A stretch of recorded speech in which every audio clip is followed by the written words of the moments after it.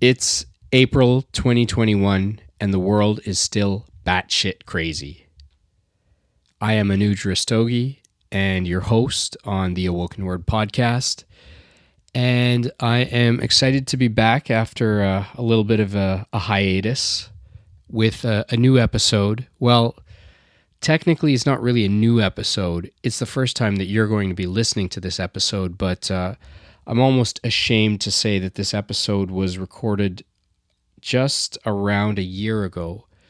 And for a number of different reasons, I just was not able to get it out there and published. And yet somehow, given the kind of crazy year that we've had and the kind of crazy planet that we live on, almost everything that we talk about in this episode is still as alive and true today. In some cases, sadly, and in other cases, interestingly, it's just as applicable today as it ever was.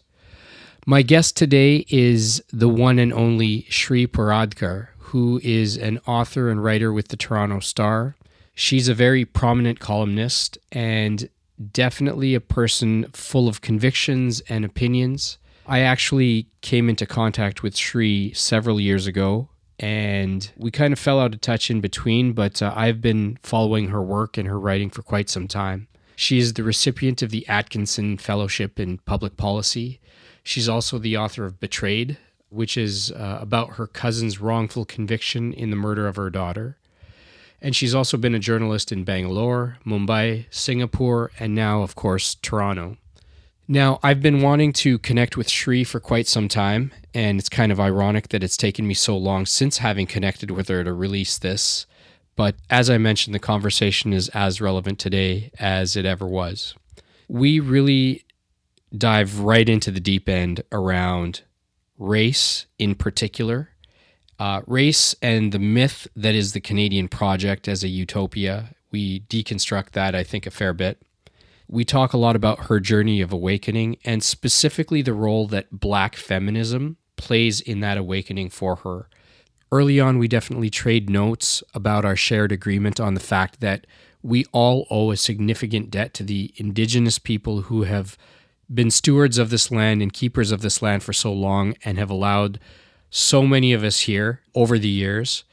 And we also owe a significant debt, in particular as immigrants and in minorities, to the Black struggle and to everything that Black people have done to struggle and overcome that has really put us in a position that has stratified society in a certain way that puts us in a place that I don't think we would be in had it not been for all of the sacrifices of the Black struggle.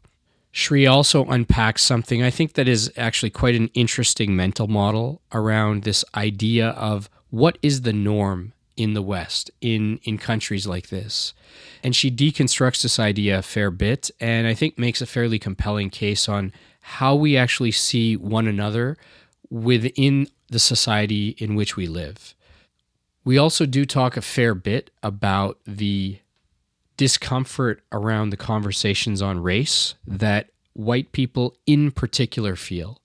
And we talk a fair bit about what does that mean and how much bearing should that really have as we chart a course towards the future.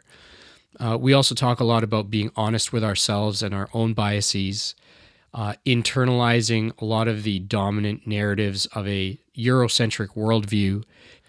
And we also unpack a lot of these overarching world themes in the effect it has on us as parents and the effect in particular it has on Shree as a mother as she's raising mixed race kids in a city like Toronto. Now, since the conversation with Shree, a lot's happened in the world. This conversation actually predates the George Floyd incident and a number of other incidents that have happened since. It predates the 2020 election and Trump finally walking off into the sunset, leaving the world in all sorts of disarray. So a lot's happened in the world since, and yet every point I believe that Shree makes here is as relevant today as it ever was, particularly as a person navigating the world in an interestingly conflicted time in the middle of all sorts of challenges that are socio-political, that are economic, that are all heightened by COVID. And I think that this particular crisis has only exacerbated and exposed a lot of the inequalities and challenges that we face as a society as a whole. And the points that Shree makes, although they were before a lot of the current events that we find ourselves living amongst right now, they're as relevant as ever. And at the end of the day, I think we come to a place where some of the mental models that she has applied to her writing, to the way that she navigates the world, to the way that she actually navigates motherhood, I think you'll find of extreme interest. And if you haven't read any of Shree's work yet, I highly encourage that you do.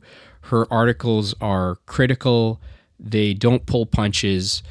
She's not out to make friends. She's out to make a point. She's out to portray what she believes to be a point of view on the truth that needs to be heard, and I applaud and respect her for that.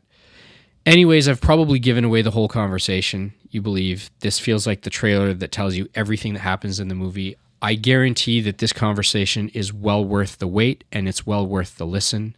I believe that almost everyone listening to this is going to walk away with food for thought. So without further ado, I finally present to you my conversation with the author, the journalist, Shree Paradkar. This podcast is my humble attempt to bring a full grain of sand of goodness to the beach of human experience. Inspiring, this podcast is my love letter to all of you.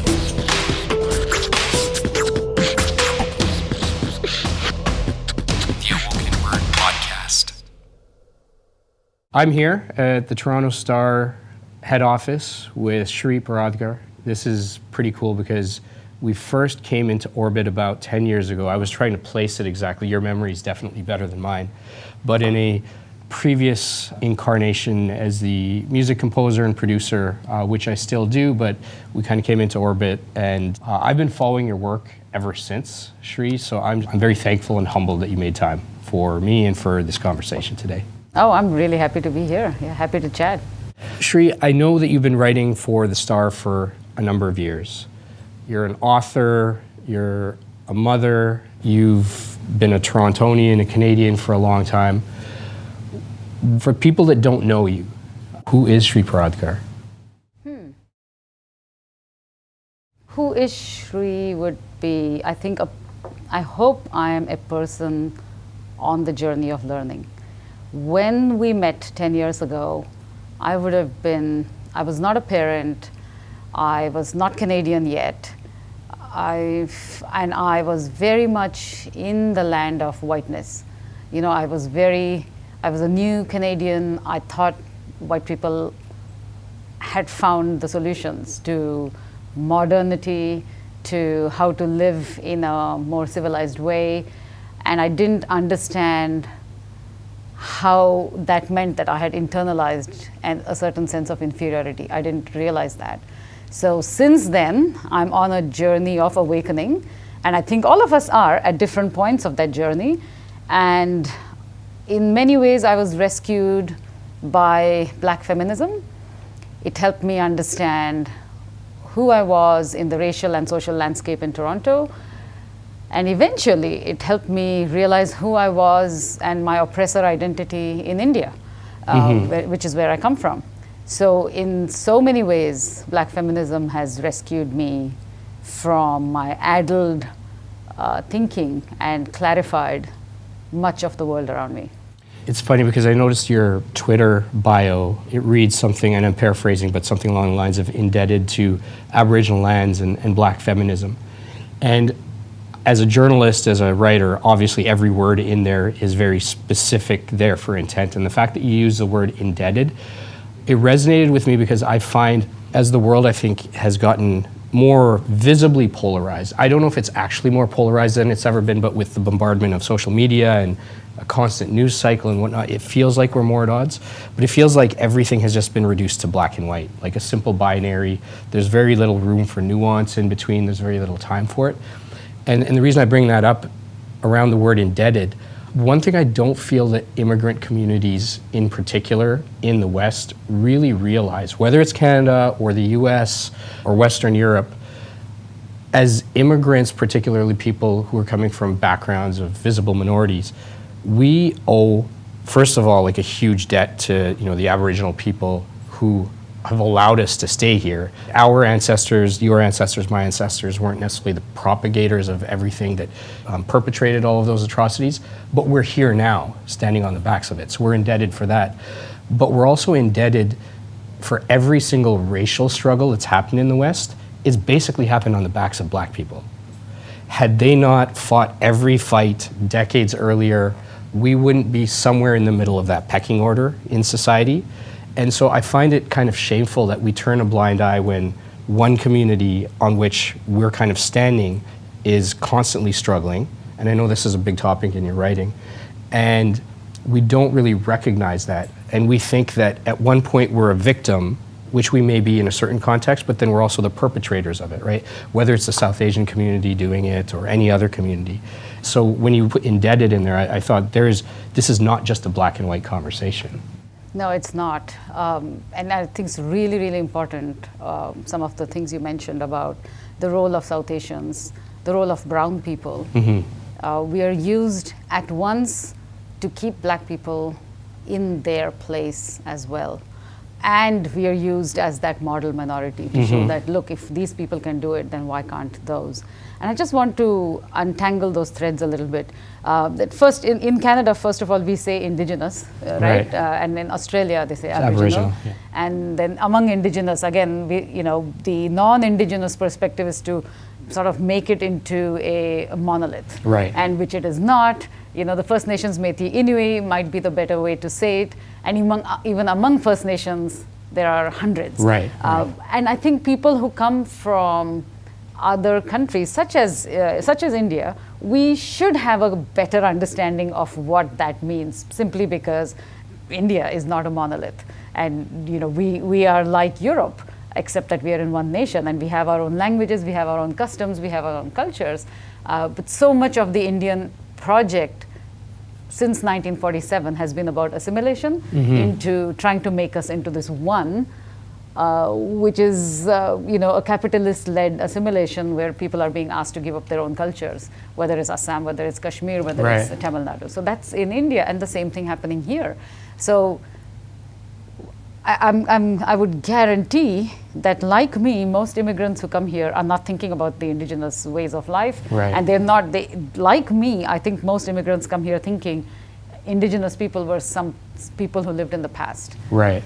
What shocks me is that people who have settled here for generations also think that, while there are indigenous people who are moving among us. You know, it's not surprising to me that outsiders may not know as much, but it is super surprising to me that white settlers here don't know better, and that second generation and third generation Canadians don't know better, which to me shows how deeply ignorant we have been deliberately kept of the Canadian project, of the erasure of the first peoples on this land.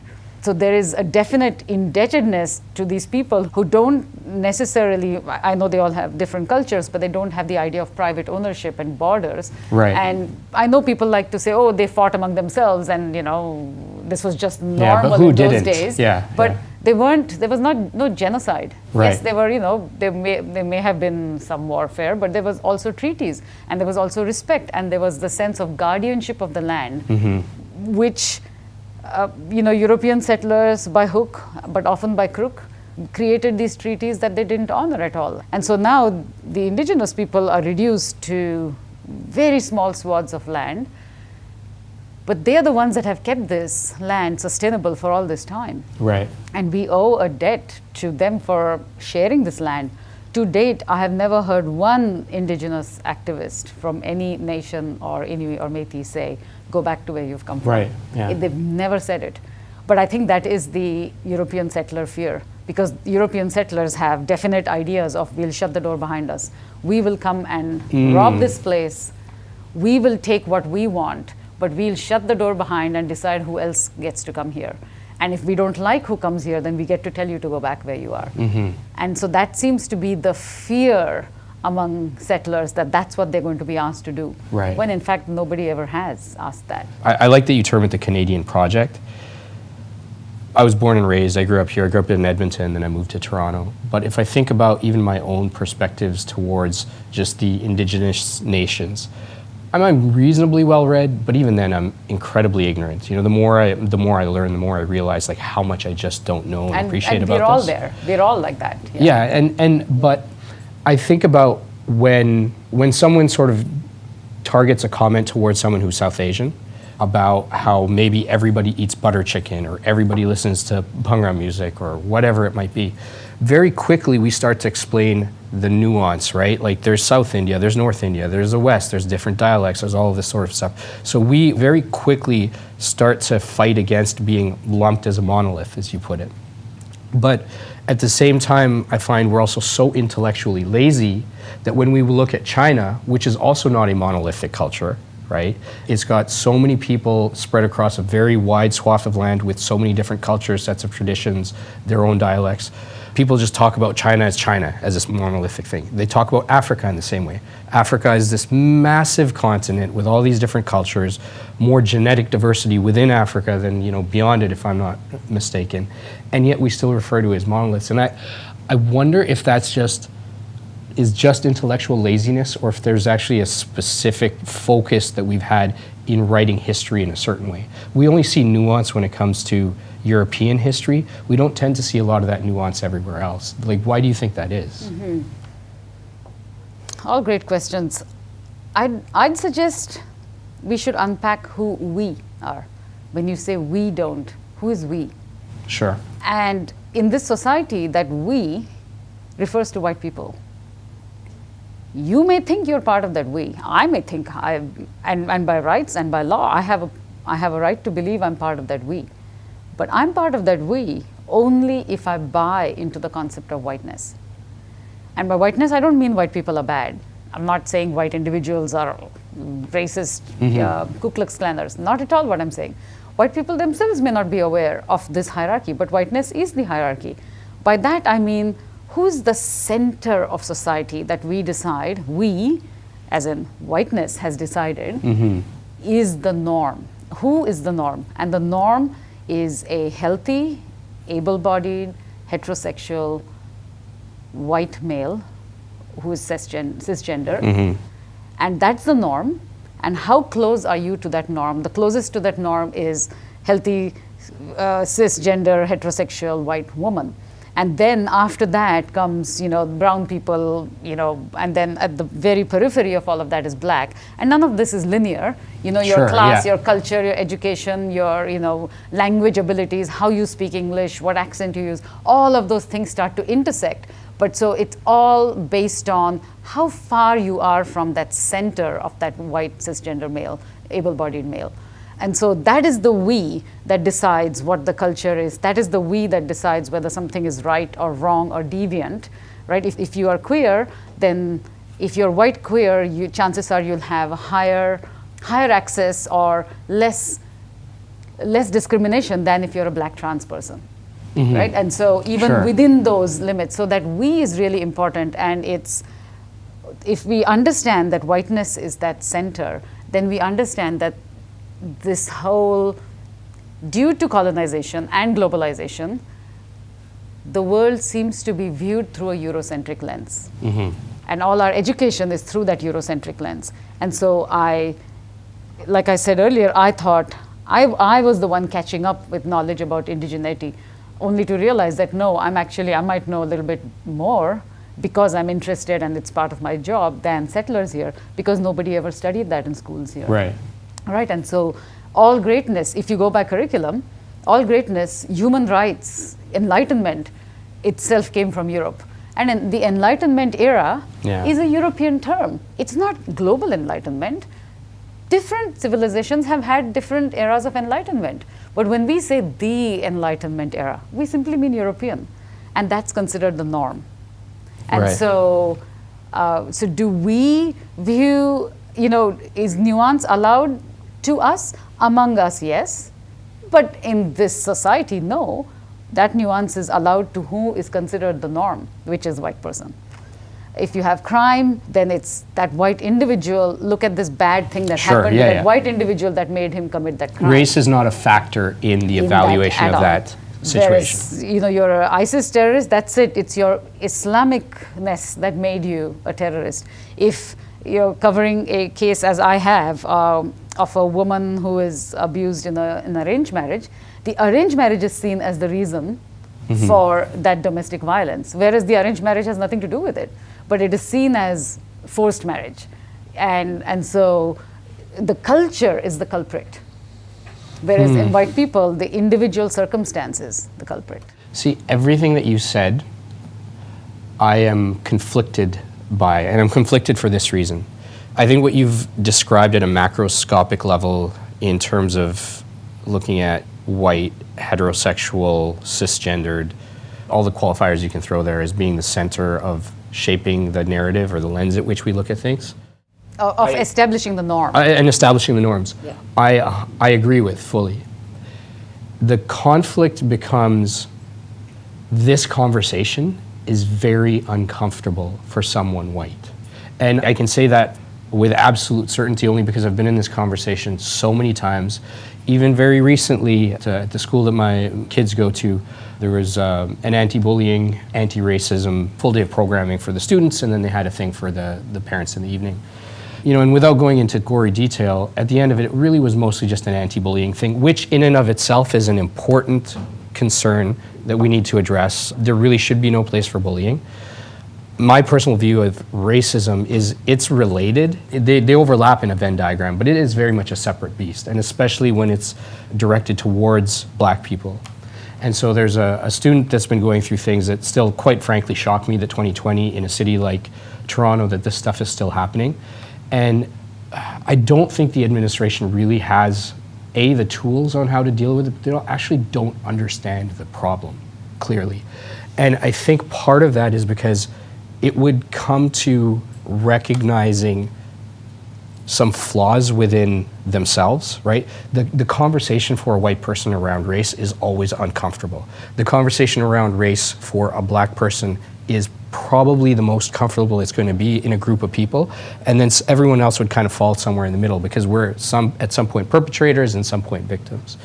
So when we talk about like framing things as like, this European civilization in this lens, I feel it alienates the people that we need to actually have this conversation with. How do we frame this in a way that is amenable, or do we just not worry about feelings and just be adults about this? How do we get through? That's something that I used to grapple with a lot because I work in a white majority newsroom for basically white media. I used to grapple with that a lot until, let's talk about discomfort a little bit. And discomfort is such a privilege. Sure. That in that entire discussion on racism, the fact that it can only be in the realm of conversation for a white person. That's all it is. Abstract ideas, anthropological maybe, right? And of social interest, but no real meaning to their daily lived reality. So it's discomfort because it suggests that somebody is saying, hey, you're a bad person. And so they want to be told, look, you're one of the nice ones, and I think you can understand what I say. And so I really need to convince you to come over to this side because your voice is really powerful.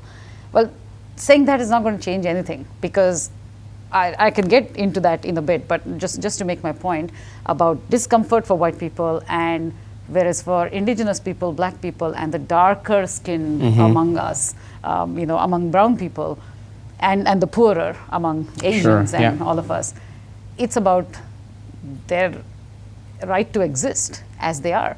It's about being killed for the skin they are in, right? It's about, being allowed to express their culture that has been here for centuries before that white norm came into place. So it's not just an abstract conversation. It's about being allowed to live as you are for, whether, and now increasingly so for Muslims as well. So discomfort itself is such a privilege. And the fact that we would then want to center this around that discomfort is a tacit acknowledgement of white power. Because in a conversation between discomfort and a real threat to life, we're saying, let's not center it around the people who are threatened, but let's center it around the person who's feeling uncomfortable. And that itself is an acknowledgement of the power. Who holds the power? What are we catering to? Right? So if we are catering to... That is so succinctly put. Huh. So if we are catering to discomfort, then I have written columns that range in tone from, really gentle, I think, to really provocative. None of them changed anybody's minds. They don't change the minds of those whose minds are already made up. They don't change people whose minds are already made up. At best, anything you can do is to carry along somebody whose mind is already open. And you can, if we're all on that spectrum and continuum of understanding, you can move someone from here, point A to B, if they're open-minded. But if they're not even at point A on that continuum, you're not going to take them anywhere. So if they're the type of people who say, we don't see color because we are so not racist and we don't see color, you're not going to take them anywhere. If they try to misquote Martin Luther King Jr. and tell you that, even he said that I want to go by the, I do not want to be judged by the, not the color of your skin. And that's not an entire quote. It's taken out of the context where he's saying that he wanted his children and his grandchildren to live in a world where they would not be judged for that. Right. But he's not saying we are there at all. Right. And so if people are going to be in that state, then we can't, there's no point trying to change them. Why don't we just focus on the people who want to learn, who want to move along? And there are. In the last 4 years of my doing this work, I have to tell you, the initial hate mail that I used to get is a lot reduced. So I do, sometimes I wonder, am I just more used to the hate mail now and it doesn't really register? Or are people changing? And I do think people are changing. I'm an eternal optimist and yet also somewhat pragmatic. I wonder if part of the conversation that's being missed here, though, there's no question that there is a Eurocentric filter over the entire world, right? Everything in history, if you look back at the arc of history, is always looked at from that lens. World War I, World War II happened to be European wars with some fighting that happened in the colonies outside of Europe. But most of it was happening in Europe. Japan. Yeah, and Japan. Yeah. But yeah, it's, most of the world's population was not involved in it, and yet it's considered the World War. If there was a war of that magnitude in some other region of the world, perhaps it wouldn't be referred to as such. Now, no question that there is this Eurocentric lens, but yet there's so many of us that are also at one time a minority facing some sort of discrimination, but then we're also whether it's using white privilege or that particular model as the lens for it, but then we're perpetrating it on someone else. Yeah. Why can't we all just be a little bit more honest with even each other about that, right? I'm an able-bodied, heterosexual, male, middle income, living in the West, right? Yeah. I definitely have a lot of privilege. I faced a lot of racist incidents growing up and felt all that stuff, but honestly, I can't really complain about my life for the most part. Yeah. Life has been good to me. This country has been good to me. I've benefited from a lot of the horrors that were perpetrated in the past. So I should feel comfortable saying, here's where I've screwed up, right? Here's where I can do better. In doing so, I wonder if that wouldn't help disarm some of the discomfort. And I'm coming back to the discomfort only because I agree with you. You've completely opened my eyes around, we're centering it around discomfort and not the issue. But we do need everybody to kind of eventually wake up to this. And I'm wondering what is the vehicle to do that? Maybe if we're just more honest with each other, amongst ourselves and between ourselves, that would help. Amongst ourselves, definitely. I find a lot of South Asians are like, well, we are really racist, why do we say this? White people are not all that bad. We are worse. We are far worse than white people. And I think it may be true. Maybe as individuals, we are horrible people. I don't know. I know a lot of horrible I know more horrible South Asian people than I know horrible white people. I'll second that. So, but again, and we can also be super critical about the people we know best because, we know them inside out in a way that we might not know others.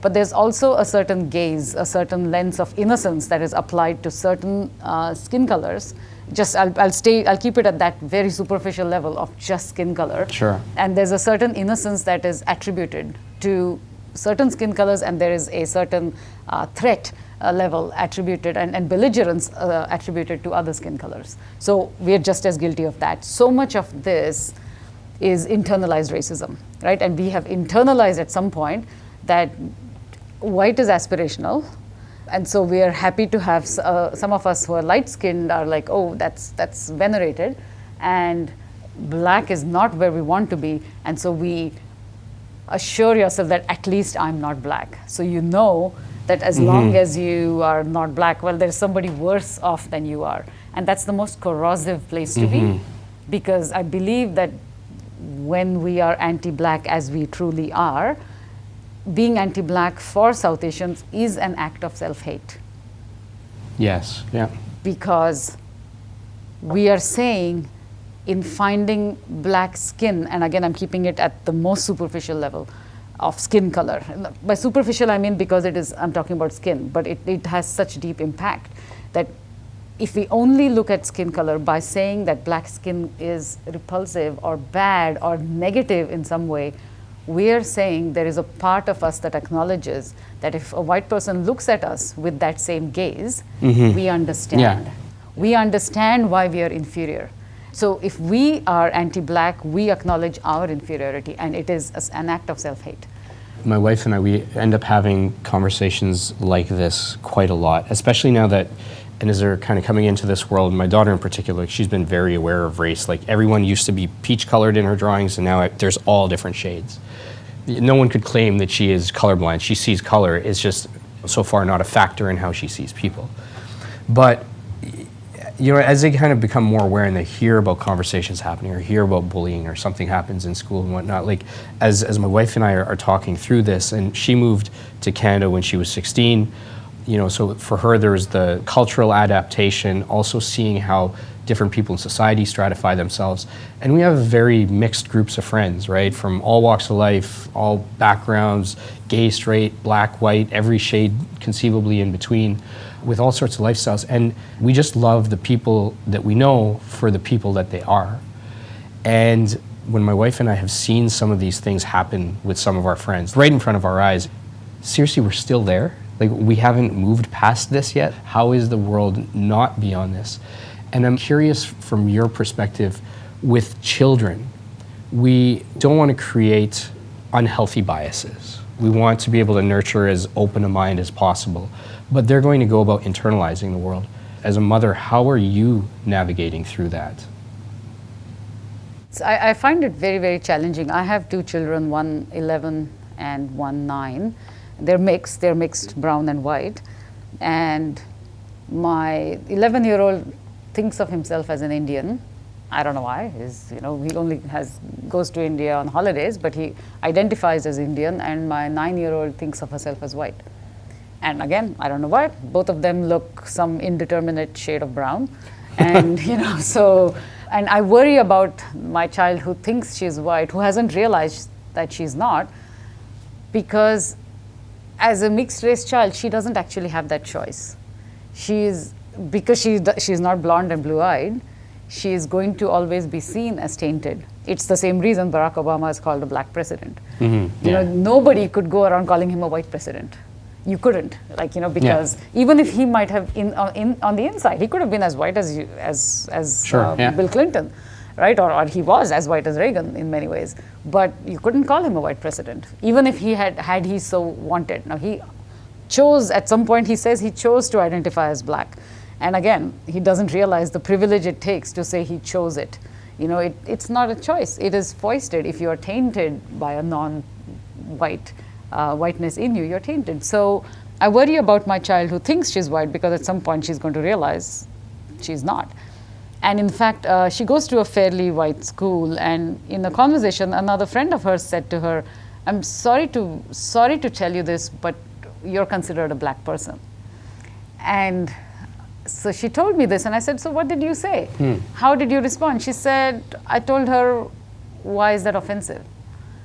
And I said, "That's the right answer, because why is it offensive? So say you were considered a black person, why would that be offensive at all?" And I said, yeah, that was the right answer. And so, we talk a lot about race, obviously, in my house, and I see different levels. I see some fragility. I see my kids saying, are you saying dad is a bad person? And I'm saying, nope. And then he jumps in. Right. It's very important. He jumps in and he said, no, she's good with me. I'm good with her. But we are talking about how the world perceives you. And then sometimes my fear is that the takeaway they can get, because they're children, is that you're better off being white than being black. And I have to tell them, you're right. You are better off in this day and age being white than being black. But it doesn't mean being black is somehow inferior or less desirable. Right. It's funny the things that kids notice and how they enter their mental space. That one child would tell your daughter, I'm sorry to tell you, but you're black, or you'd be seen as black. First of all, that means that child believes she's bestowing bad news, right? Yeah. And that bad news is associated with color. Yeah. And on top of that, her only concept of race is black and white at that point. Like, there's no other shade in there. She didn't say you're brown, you're beige, you're like Latino. She didn't say any of that, right? So already for that child, race has been reduced to a black and white construct, and there's already a better and worse. And we see that sort of thing happen with kids all the time. There's a good friend of mine in New York, shout outs to Spitz, he writes for Medium, and his children are half Korean, he's a Hungarian Jew. His sons are older, and in a random conversation that they were having, they're very open with each other, he's like, come on, Dad, life would be better as a white person, right? It's just better for white people. It is. Because they look East Asian, right? They definitely don't look white. So he kind of shared his experience. That was the first time he realized how different his sons see the world than he does, and how differently his sons believe the world see them than they see him. And so, like, no matter what we do, whether we talk about it with our kids or not, this message is getting to them. Yeah, absolutely. And we're better off talking about it than shutting them down, because then the hope is, if you're able to change the curriculum in school, if they're able to see not just indigeneity, but black history, which the first black person came here in the 1600s, and we've had, so black history is Canadian history. And if they learned all of that, if we learned geometry through the Arabic scientists who contributed to algebra, which is why it's called algebra, or to Pythagoras, or to understand where 0 and 1 comes from, whether it's China or India or whoever wants to claim it. If we had a more inclusive worldview, then the children would start to see themselves as role models. Then they would start to see, people like them in role model positions. Then they would stop thinking about, is it not just better to be white? Because they're not seeing themselves. They're not seeing themselves in schools. They're not seeing themselves in YouTube videos. They're not seeing, so they're not seeing themselves reflected at all. And I can tell you this, that as somebody who grew up in India, and I read a lot of British novels, because that's all we had when I was a child, I would read all those really racist Enid Blyton books. But I would read them identifying with the white person, because I had myself an oppressor identity in India as a Brahmin of relative privilege, right? And so but I also saw them as foreign. So I didn't feel inferior to those white people that I was reading about, because they seemed like, it's a foreign country, foreign story happening in a foreign land. Meanwhile, in my own world, the teachers were upper caste. They spoke languages like I did. The servants, on the other hand, the people whom we hardly even considered human half the time, we didn't even think about them. It's not that anybody went out of their way to consider them not human. You just didn't consider them at all, which is even worse, in a way, injustice to inflict on another human being, is to just invisibilize them, right? Yeah, deny their existence. Just deny that they have the same rights and feelings and everything as you do, and just not even look at them. And then I also had a history of, my parents, my grandparents, they're educated. This is the old, family history, and Shivaji and blah. So there is a whole sense of pride that comes into every child. If you have that if you have role models either in your history or in your school curriculum, as we did. And so now I feel really bad that my children are growing up in a place where they don't have that first-hand sense of pride. my son's fine. He seems to be okay. But with my daughter, and I apologize to her when I hear some of the racial comments. Then I said, I'm sorry that I'm raising you in a place where you feel you are inadequate as you are.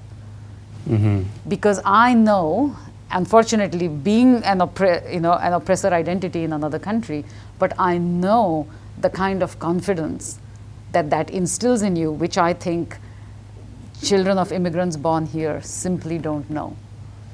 Right. And I don't know how second and third generation immigrants here, where will they find the strength to push back if you've never known what it is like to be perfectly valued for who you are? I find with families I've met, folks who've come in from Africa or the West Indies, black families, or what you would have seen with the Windrush generation in the UK, because essentially everyone who was in a former colony was essentially a British citizen, so they flocked to the UK expecting to be kind of treated with open arms. Where people have been in a place where they haven't had to spend so much time thinking about race and oppression and all this, and then you come here and then you're facing it for the first time, or you're facing it in your adult life, you don't know what that experience is like as a child, so you don't really know what to bestow on them. Yeah. When my parents came here, my dad used to get called the N-word on a regular basis when he was working in northern Alberta. So he faced a fair bit of racism by the time my brother and I are born, and the time that we grew up through. He couldn't relate with those experiences firsthand, but I think they did their level best to give us a strong foundation of pride and culture and everything, and I'm very thankful for that today. At the same time, you kind of mentioned it about seeing, representation in books, and this is something that's come up a lot. My wife and I talk a lot about this, is kind of near and dear for her as well. Less so with adults, but I think with kids, it's important to be able to open a book and see a kid who's got a black face, or a kid who is in a wheelchair, or a kid that's got like two dads, or whatever it might be.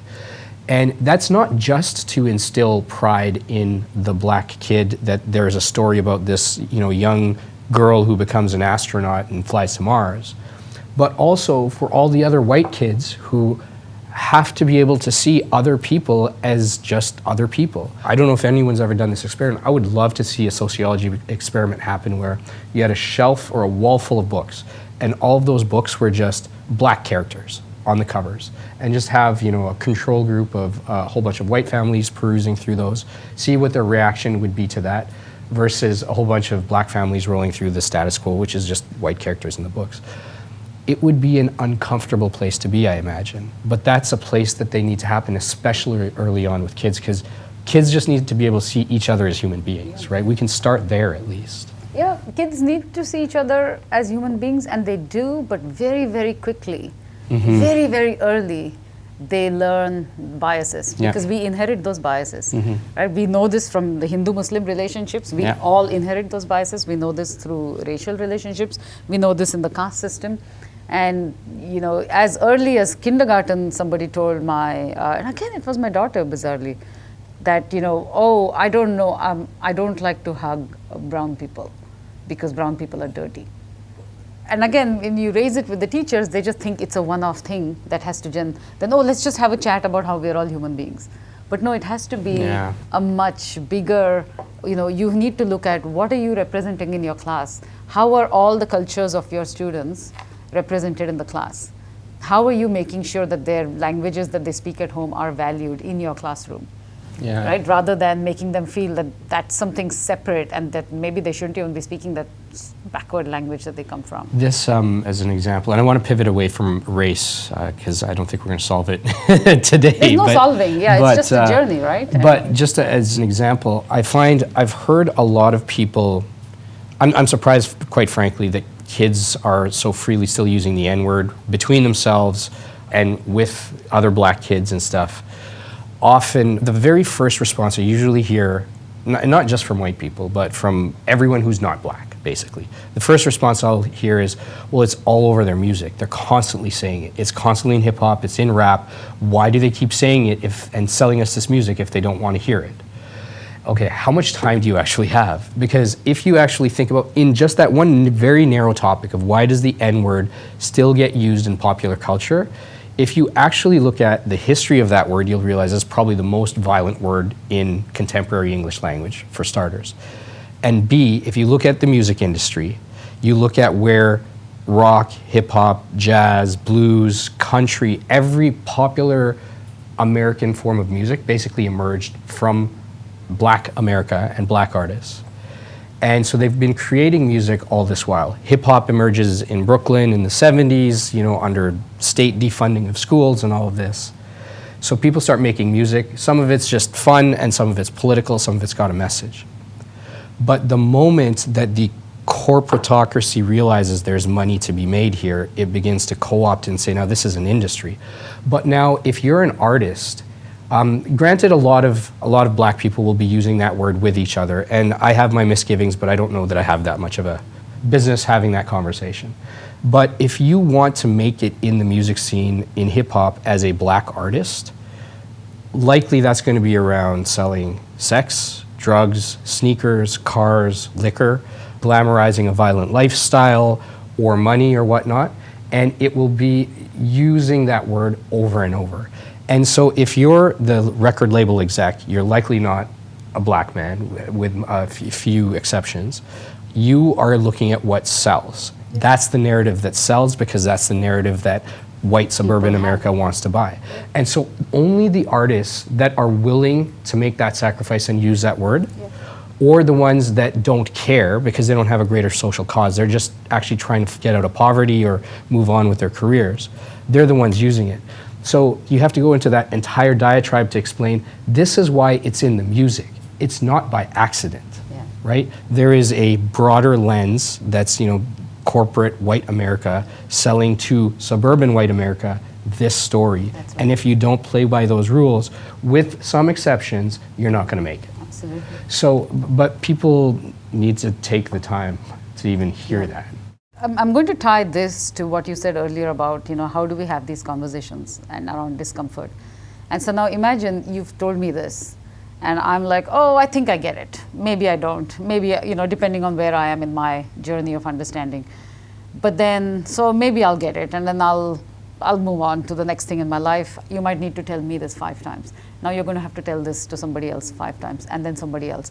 And I'm not engaging at all. And at some point, you're going to turn around. And when people are telling you, Anuj, why are you getting so angry when you're talking about this music and this N-word? Why is your tone so, You're like, but I've said it 300 times, and I've said the same basic thing 300 times. Yeah. And they're like, but that person's really uncomfortable every time you speak about this, Anuj, so you need to be able to explain to that person. At some point, you're going to turn around to people like me and say, hey, but why aren't you talking to more people among yourselves? Mm-hmm. So that you can then take that conversation. If you're ahead in this understanding, then you can start exploring and expanding even further to see where knowledge can take you. Or should you always just be stuck at level 1, where you're explaining to people that this is what, this is the problem with the N-word, this is how capitalism works. The people behind the scene are not the people who are necessarily making the music.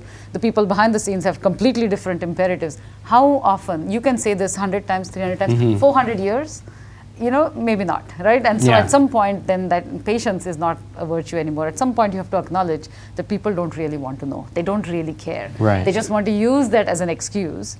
And so when we talk about intellectual laziness, I think to a certain extent, laziness, you can blame it on that, but to a certain extent, there is then just bias and unwillingness to do that hard work of reflection. Mm-hmm. Because you can tell me 10 times, give me all the facts 10 times about who's behind the scenes and who's in the front. But if I'm not willing to go there and I want to tell you how Black people are wrong, no factual data is going to change my mind on that. Yeah. And you can't, and so you just have to let me go and work with whoever is willing to work with you, and then see where you can push that envelope. Right. So that's because I don't have anything really to add to what you said about the N-word in music. That was perfect. But I would want to tie it to a larger conversation. I agree. And so speaking of facts, it feels like the world is polarized right now. By many measures, I think this is the best time ever in human history. If you look at life expectancy, infant mortality, peace, prosperity, overall income levels, food security, all of those things. This is, on many measures, this is the best time for the most number of people ever. But it still sucks a lot for a lot of people. And then we have, between social media and this get there first news culture, we're constantly just trying to get to that next 15-second thing as quickly as possible to keep up ratings, to keep up clicks. What is the responsibility of the media in today's date? Is it any different than it ever was? Is it harder today to be in the media, to be a journalist, to be pursuing truth over clicks? Like, how has that changed in your view? I think the polarizing is coming because people are being held accountable and they're not used to it. People in power have never been truly held accountable. So if I was a newspaper editor-in-chief, say in Toronto 15 years ago, I might have, I might have a reporter who's written really contemptuously about an Indian Hindu person, and all the Indian Hindus are really upset about it, and they'll write a letter. Well, I might be like, meh, who cares? And unless there's a protest at the bottom of the building, I'm not really going to care about it.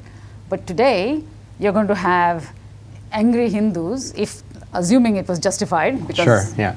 I'm loath to use Hindus as an example of being at this moment in time. But just as an example, then there's going to be a lot of accountability pieces on social media, which will make it impossible for me as the editor to ignore, because now we're talking, it's visible, it's in my face, there are these really angry people and they're making really legitimate points.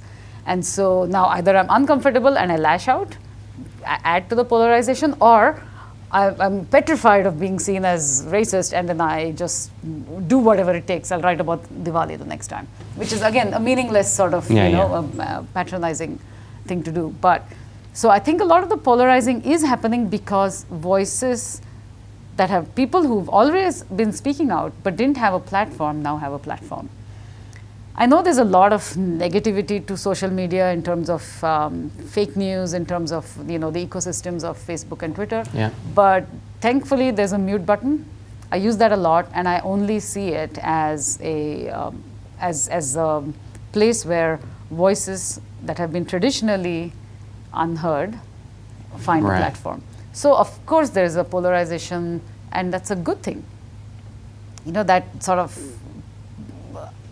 disruption to the status quo, because we can no longer pretend that, really speaking, we are fine. We are not a racist nation at all. And once in a way, sure, which society is bad, which society is not bad, which society does not have these hierarchies. But hey, we are the best. And I can say, yeah, maybe we still are one of the best countries in the world. Maybe we still are one of the most stable countries in the world. I'd rather be here than anywhere else in the world. And I think we all acknowledge that. But we can't begin every conversation by saying, hey, we are actually one of the best places, but guess what? And even people like us who can say that, hey, maybe we are one of the best places, it's because we have enough privilege that our day-to-day living is not impacted by our identity. Right. But I put a scarf on right now and walk out of this. My walk to Union Station is going to be changed based on how I'm perceived. Even with the same skin color, the same everything, just a scarf will change things. So it sounds like what you're saying is we're not necessarily more polarized than ever. It's just more obvious now because of the accountability and the voices in the room. It's becoming more unavoidable. Right. And I think if we have to change, we have to go through that discomfort. When we look at this kind of conversation around, we believe, whether it's in the US, it's the greatest country ever, Canada thinks it's great because it's not the US right now, or hey, what about Denmark? Just because we do things well, we should be able to celebrate our accomplishments. Like, there is a lot to love about, in my opinion at least, there is an incredible number of things to love about the American experiment or the Canadian experiment. But if this is the best that we can do, then that's still very sad, right? We still all have so far to go. And so I think that these conversations are really critical to make sure that that continues to happen. Before we wrap up, I'm curious to know from your perspective, there's a lot of crazy stuff that's happening in the world, but what are you most excited about? Like, what inspires you the most? You think about your kids at your age, and what the world would be like. Like, what are you excited about that you feel hopeful and energized by? The fight. I'm very, very energized by the fight being led by Black Canadians and various First Nations, Métis, Inuit people. I'm loving that we are all talking about the Wet'suwet'en Nation. We're talking about hereditary chiefs and band councils and the Indian Act and trying to understand who does what. I am so happy. This is something that without that fight, none of this would have even come into our consciousness. So the resistance is what inspires me. That is such a almost counterintuitive. The utopia, whatever theoretical utopia exists at some thousands of years in the future, but you're actually just excited about the hustle, the struggle, the rebellion, as it were. I think that stands for that resilience. It stands for spirit, and we're seeing droves of it in the most oppressed of people who are saying we're not going to let this continue to happen. And no matter what, centuries of being put down, they're here. They're here, they're fighting, and they're here to say, you guys can just F off. Yeah. We're here. Yeah. Shree, thank you so much. This has been amazing. There's so many more things I'd love to talk to you about. Maybe at some point in the future we can do this again. Thank you for just inspiring, just showing up in Canada and rolling up your sleeves and getting into the fight, because we need this. We need especially women with strong convictions coming out and saying this, because it doesn't just benefit women and young girls and Black girls and Indian girls. It benefits everybody when someone like you, with your convictions but also your calculated view of the world, when you just voice it. So it's a public service, and I appreciate it, and I always look forward to kind of hearing what you have to say about whatever's happening in the world. Oh, that's too kind. I just hope that generations of journalists who are coming after me, don't feel that they shouldn't have to fight. But if they're fighting, I'm here for it. And before we wrap up, where can people find out more about you? Twitter, @Shree Paradkar. Okay. And that's probably the all right. easiest. I'll put the links on the site. But Shree, this has been a pleasure. Hopefully we do this again soon. Thank you so much. No, I appreciate it, and thank you for having me. All right. That's a wrap.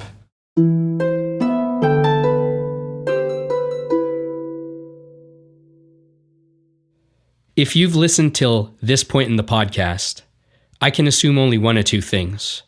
One, you really dig this podcast. You just love it and you can't get enough.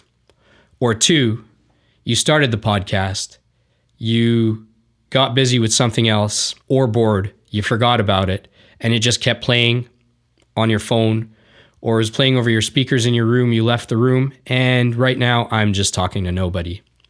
But if you're one of the former and you're really loving this podcast, please help spread the word. There's a lot of ways that you can help support the podcast and what we're doing here with these conversations. Of course, you can subscribe to us on any podcast app or platform of choice. We're on Apple Podcasts, Google Podcasts, Stitcher, TuneIn. We're also on the incredible Ruckus Avenue Radio online station. If you really like what you're hearing, please help spread the word. There's a lot of ways you can do that. Definitely hit us up on Apple Podcasts, leave a review and a rating. You can also engage with us and suggest ideas for new guests and topics and conversations all over social media, on Instagram @AwokenWord Podcast, and on Twitter and YouTube and Facebook, we're @AwokenWord. If you like what you're hearing, share it on social media. Feel free to bring up any of the conversations or topics we've talked about here in your own podcasts or your own conversations.